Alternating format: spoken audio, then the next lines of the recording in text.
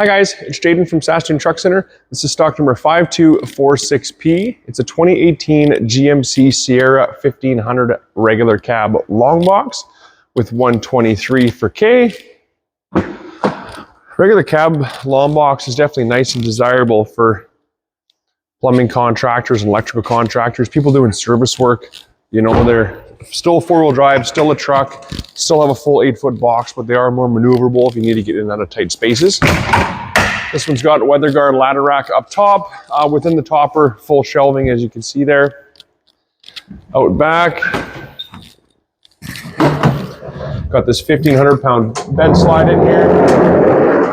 Rolls all the way out, locks into place. Some tie-down points on there as well. Pretty slick.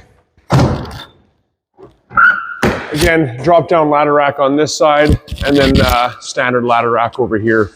One's for step ladder and one's for an extension ladder. Get a nice shelving there. Power windows, power door locks, power mirrors, air tilt, and cruise. There's also a power inverter mounted in the middle there for charging, your phone on the go or drill batteries or whatever else. So again, really handy little truck, four-wheel drive.